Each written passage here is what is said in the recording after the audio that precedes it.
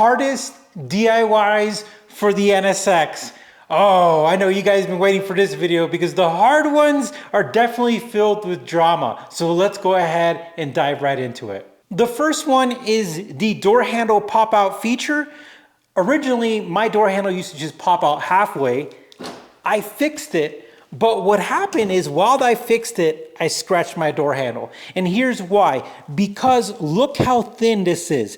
This is very thin and then it opens up and the door is designed in a way that when you put the door handle back in, it's a really tight fit and it's really easy to scratch the door handle. So when we did our DIY, I emphasized on taping this, double taping it, and just making sure that you protect it because the chance of scratching it is high. The next one is gonna be the downpipe install. It is hard, but not impossible, and it almost rides the fence between intermediate and hard.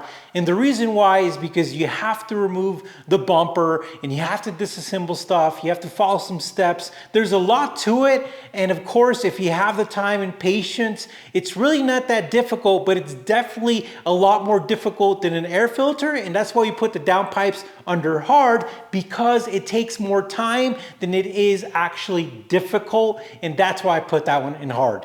And Pat's Garage Online has a fantastic DIY video. He shows you step by step how to do the downpipes. Highly recommended. And then we have the drivetrain fluids like the TMU and the transmission. The reason why we put that as hard is because you have a lot of procedures like the oil change where you have to lift up the car, you have to remove the under panel, and also with this one you have to remove the diffuser, and then you have to have a special tool, and then you have to do a procedure after you put the tool where you let it run so the level could be at a certain point. So it's actually quite complicated, and if it's your first time, it's definitely going to be considered hard. And of course, with a service like that, once you've done it once or twice, it literally starts to become easier. And those are one of those services that can become easier, but the initial one is definitely hard. And BT Build Things has an excellent DIY video on how to do the transmission fluid change on the NC1 NSX. And he shows you the details and you could get an idea of what it entails.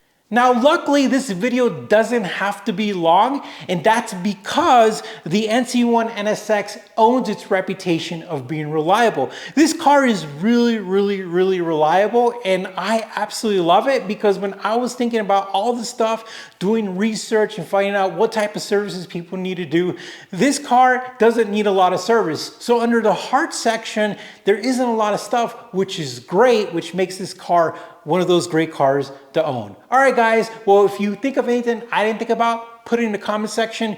We appreciate it. You take care, and we'll talk to you soon.